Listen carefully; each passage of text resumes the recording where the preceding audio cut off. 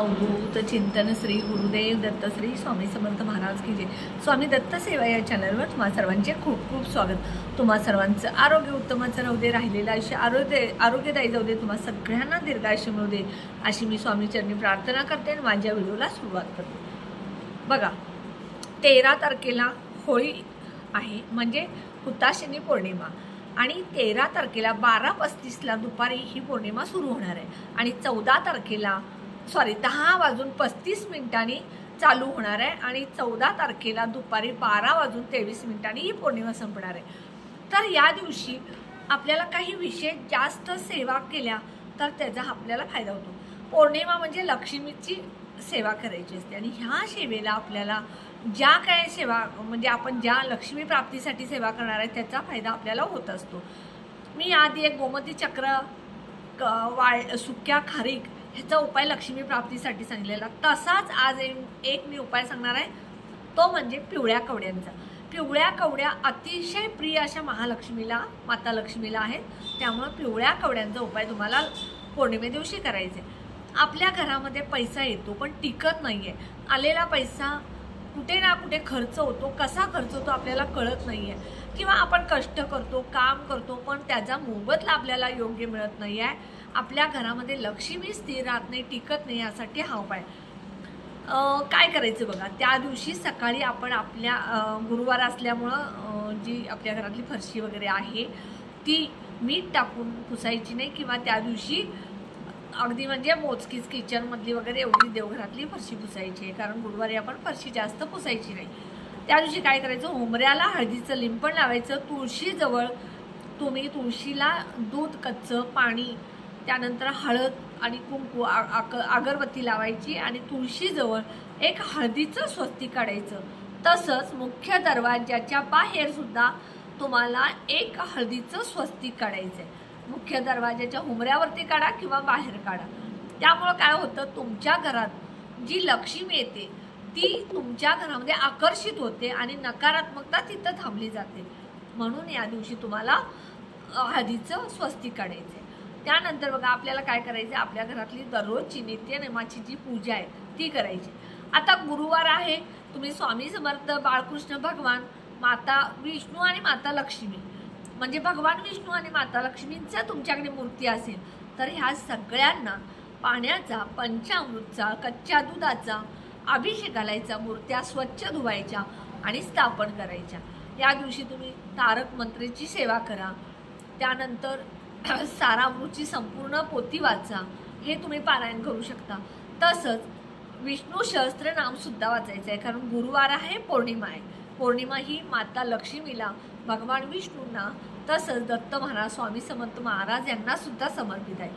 त्यानंतर बघा, आपण आपल्या घरातली देवपूजा जी आहे नित्यनेमाची ती केल्यानंतर तुम्ही दुपार म्हणजे हा उपाय जो मी सांगणार आहे हा गुरुवारीच करायचा आहे, दिवसभरात कधीही करू शकता। पण म्हणतात ना, तिन्ही सांजेच्या वेळेला लक्ष्मीची वेळ असते, तिन्ही सांज ही लक्ष्मीची वेळ असते, म्हणून आपण दिवाबत्ती करतो। तर ह्या वेळेला जर तुम्ही हा उपाय केला तर त्याचा अतिशय प्रभावी उपाय, लवकर तुमच्यावरती त्याचा फायदा होईल। काय करायचं, 7 पिवळ्या कवड्या घ्यायच्या। ह्या पिवळ्या कवड्या ज्या आहेत त्या पहिल्यांदा स्वच्छ पाण्याने धुवायच्या। त्यावरती तुम्ही सगळ्यात पहिल्यांदा कच्च्या दुधानं त्या कवड्या धुवून घ्यायच्या, परत पाण्यानं धुवून घ्यायच्या, स्वच्छ पुसायच्या। लक्ष्मी माता, कुलदेवी, कुलदैवत स्वामी समर्थ महाराज यांच्या समोर शुद्ध गाईचा तुपाचा एक दिवा लावायचा, तेलाचा दिवा लावायचा, आणि त्यानंतर ह्या कवड्या तुम्ही तुमच्या उजव्या हातामध्ये घ्यायच्या आणि त्यानंतर सगळ्यात पहिल्यांदा तुम्ही विष्णू गायत्री मंत्र, त्यानंतर नवार्ण मंत्र, स्त्री सूक्त, पुरुष सूक्त, स्वामी समर्थ महाराजांची एक माळ जप, महालक्ष्मी अष्टकम, हे सगळं म्हणायचं। मी डिस्क्रिप्शन बॉक्समध्ये काय काय मंत्र आहे म्हणायचे ते तुम्हाला देणार आहे, ते सगळे मंत्र म्हणायचं। आणि त्यानंतर पिवळं एक कापड छोटंसं घ्यायचं, सुती कापड असावं किंवा रेशमी कापड असावं, ब्लाऊज पीस पॉलिस्टरचं असतं किंवा इतर जे असतं ते न घेता कॉटनचं पिवळं कापड, सुती किंवा रेशीम कापड घ्यायचा, थोडासा तुकडा घ्यायचा, त्यामध्ये ह्या पिवळ्या कवड्या ठेवायच्या, थोडीशी चिमूटभर हळद कुंकू ठेवायचं आणि ती पुरचुंडी बांधायची आणि माता लक्ष्मीच्या समोर देवघरामध्ये तुम्ही ठेवायचं. हे दररोज तुम्ही तिथं ठेवला तर चालेल, नसेल तर दुसऱ्या दिवशी सकाळी ज्यावेळेला तुम्ही देवपूजा करत असता त्या दिवशी उचलून तुम्ही तुमच्या तिजोरी जिथे पैसे ठेवता तिथं ठेवू शकता. तुम्ही ह्याच्या आधी जर ह्या कवड्यांची सेवा करून तुम्ही तिजोरीमध्ये किंवा देवघरात जर ही पुरचुंडी ठेवली असेल तर त्यावरतीच परत तुम्ही हातामध्ये ह्या कवड्या घेऊन परत सेवा केली तरी चालेल. असं तुम्ही ह्या कवड्या नेहमी वापरल्या सेवेसाठी तरी चालतं. ज्याच्याकडे नसतील त्यांनी नवीन कवड्या घेऊन सेवा करा.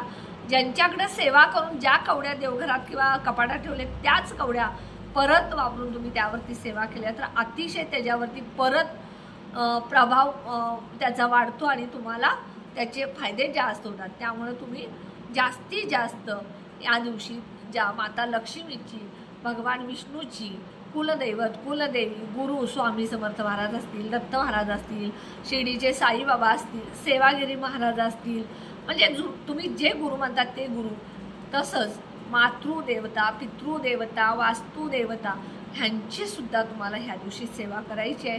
मग त्यानंतर तुम्ही तुमच्या घरातले जे म्हणजे जे आधी लोक गेले त्यांना त्या दिवशी दही भात घराच्या मुख्य दरवाजाच्या बाहेर बाल्कनीत किंवा टेरेसवर तुम्ही ठेवू शकता 12 वाजता वगैरे. पण असं काही नाही, अमावस्या पौर्णिमेला तुमचे पित्तर तर तुम्हाला जेवढं तुम्ही त्या पित्तरांना खायला घालाल तेवढं तुमच्या घरामध्ये पितरांचा आशीर्वाद मिळत असतो. त्यामुळे ते सुद्धा तुम्ही करा.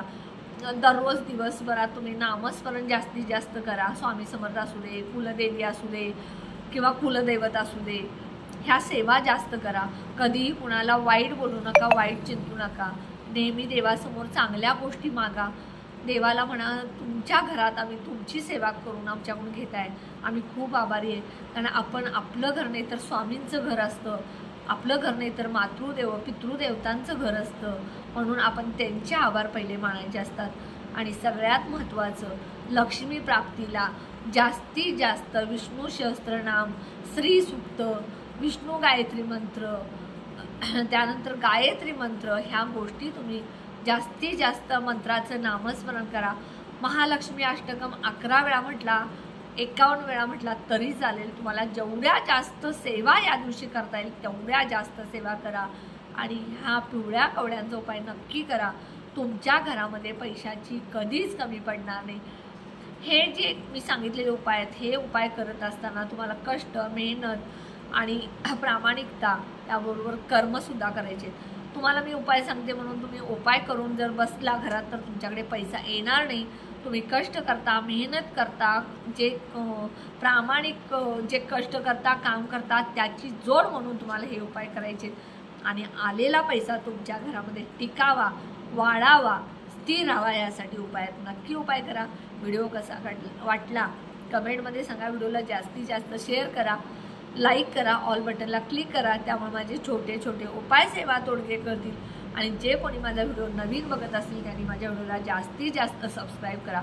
पिवळ्या कवड्या जर तुम्हाला पाहिजे असतील तर ओरिजिनल पिवळ्या कवड्या तुम्हाला मी दिलेल्या लिंकवर डिस्काउंटमध्ये आणि वॉरंटी कार्डसह मिळतील. त्यामुळे नक्की तुम्ही त्या लिंकवर जाऊन जर पिवळ्या कवड्या ऑर्डर केला तर नक्की मिळतील.